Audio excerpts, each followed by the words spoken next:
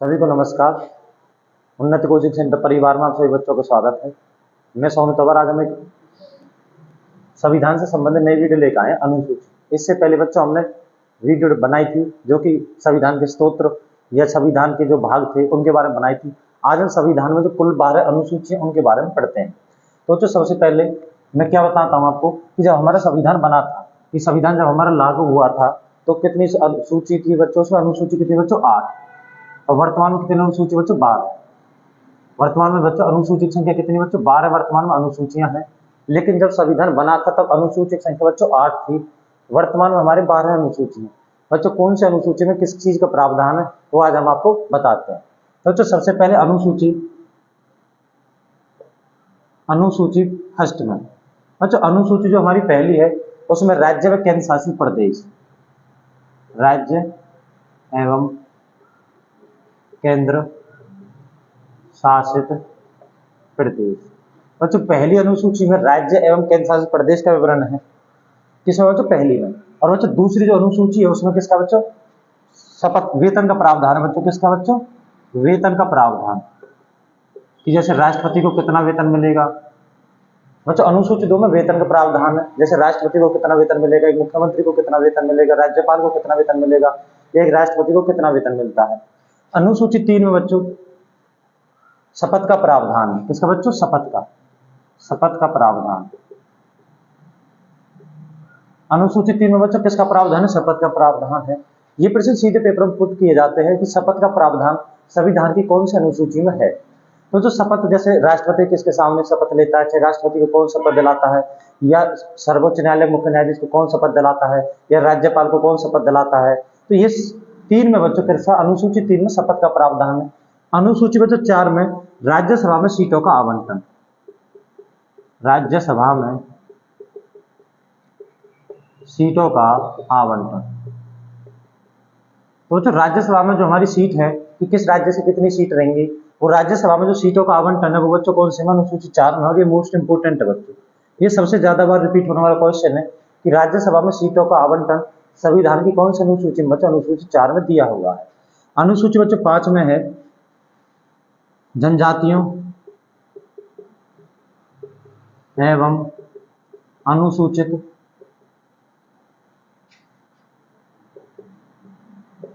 क्षेत्रों में शासन का प्रावधान।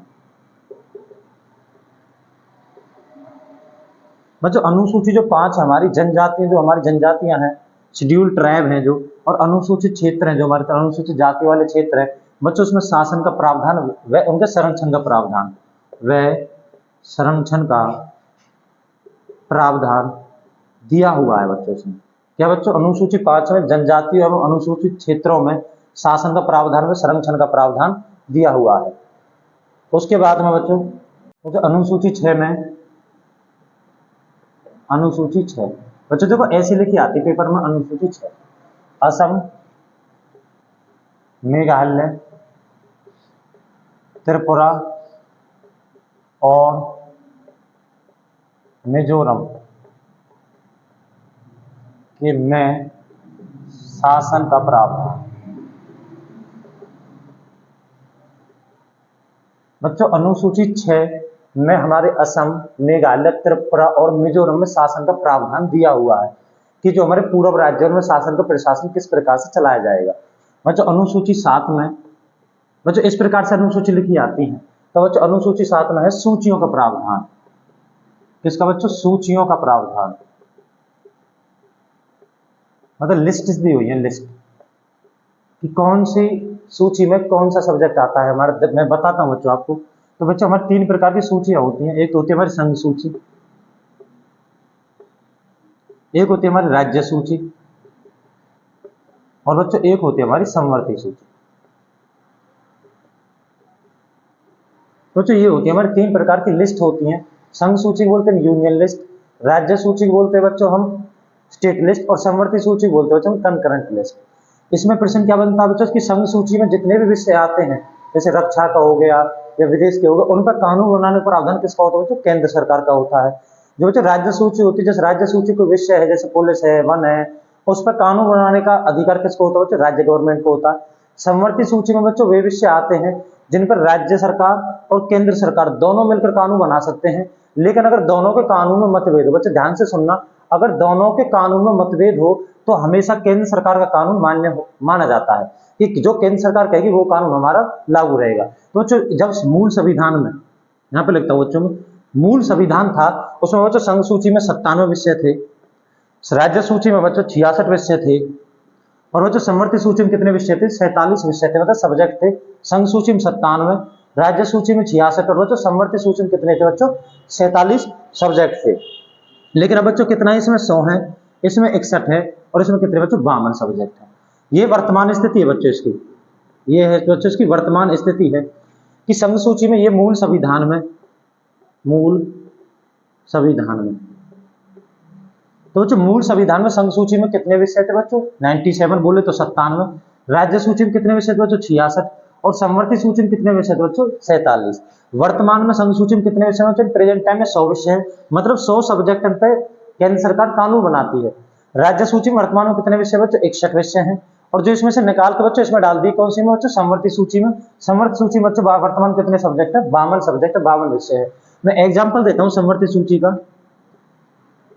समवर्ती सूची तो जो शिक्षा और वन, शिक्षा और वन, वो जो शिक्षा और वन ये दोनों समवर्ती सूची के अंतर्गत आते हैं, मतलब इन पर राज्य सरकार और केंद्र सरकार दोनों मिलकर कानून बना सकते हैं। लेकिन अगर दोनों के कानून में मतभेद हो तो बच्चों केंद्र सरकार का कानून उसमें मान्य होता है, जो केंद्र सरकार कहेगी वो चीज उसमें मान्य होती है। तो ये चीज याद रखने वाली है कि कितने प्रकार की हमारी सूचियां होती हैं। तो जो संघ सूची पर कानून बना सकती है केंद्र सरकार, राज्य सूची पर कानून बनाती है राज्य सरकार, समवर्ती सूची पर राज्य सरकार और केंद्र सरकार दोनों मिलकर कानून बना सकते हैं। लेकिन कानून किसका मान्य होगा बच्चों? कानून उसका मान्य होगा जो केंद्र सरकार कहेगी, दोनों में मतभेद उत्पन्न होता।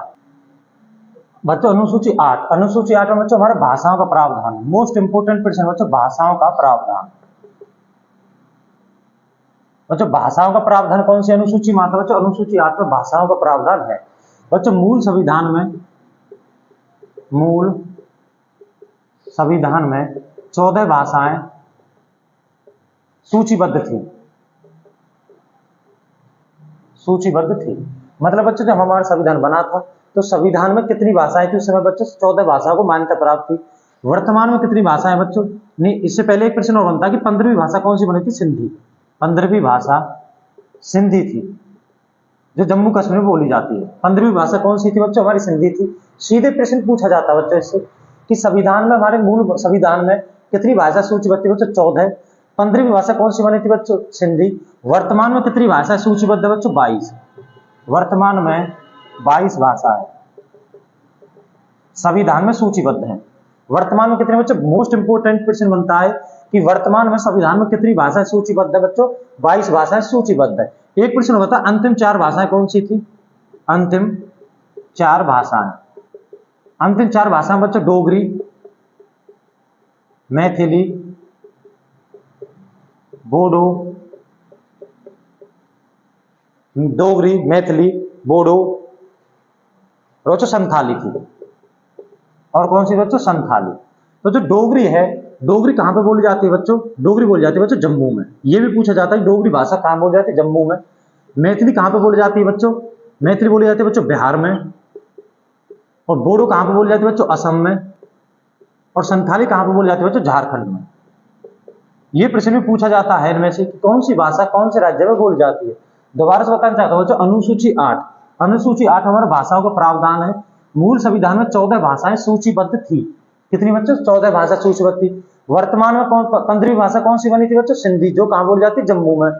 वर्तमान में कितनी भाषा सूचीबद्ध बच्चों? 22। ये इंपोर्टेंट क्वेश्चन है हमारा कि वर्तमान में कितनी भाषा सूचीबद्ध बच्चों? 22। अंतिम 4 भाषाएं कौन सी थी जिन्हें ऐड किया गया था संविधान में? डोगरी, जो कहां पे बोली जाती है बच्चों? जम्मू में। मैथिली, जो कहां बोली जाती है बच्चों? बिहार में। बोडो कहां पे बोली जाती है बच्चों? असम में। और संथाली कहां पे बोली जाती है बच्चों? झारखंड में। ये प्रश्न पूछा जाता है। एक प्रश्न और बनता है बच्चों, अंग्रेजी भाषा हमारे संविधान की 22 भाषाओं में सूचीबद्ध नहीं है। ये प्रश्न बहुत पूछा जाता है कि कौन सी भाषा निम्न में से संविधान में सूचीबद्ध नहीं है, 22 भाषाओं के अंतर्गत नहीं आती बच्चों? कौन सी भाषा है वो बच्चों? वो भाषा है अंग्रेजी। अंग्रेजी हमारे मूल संविधान में सूचीबद्ध नहीं है। उसके बाद बच्चों अनुसूची 9, अनुसूची 9, तो अनुसूची 9 है भूमि सुधार से संबंधित। ये है बच्चों भूमि सुधार से संबंधित।